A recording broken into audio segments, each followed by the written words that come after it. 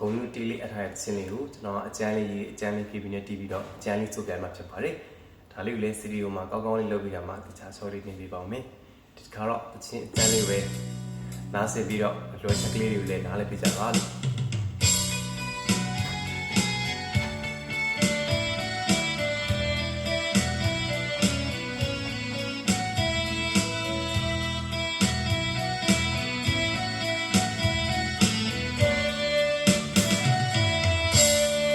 တကယ်ကောစား1348ကစုံလာပြီးတောက်ကြနေမှာ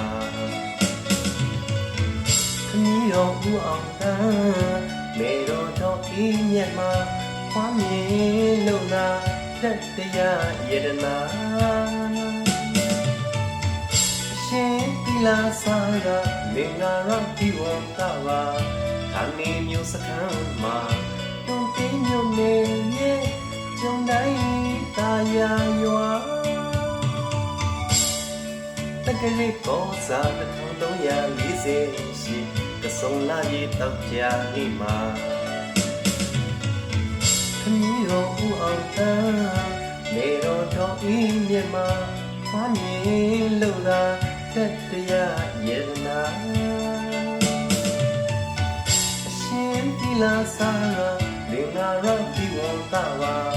ဌာနီမျိုးစခန်းမှာတုံးတီးမျိုးနေရဲ့ကျုံတိုင်းတာယာရွာအရှင်သီလာစာလင်္ကာရဒီဝံကစာတေလာဘဝမှာယခုစရာတော်ကြီးထိတိုင်းဘာသာရေးစာပေနှစ်စင်လေအောင်သာသနာ့ဂုဏ်ရောက်ပွဲတွေလေးဆောင်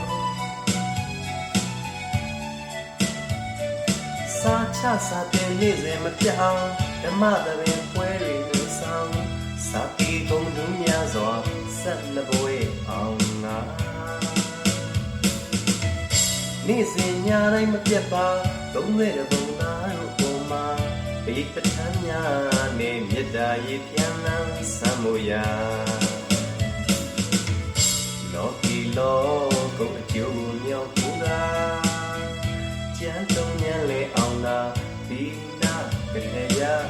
ပါရဂုပထမအစင်အောင်သွား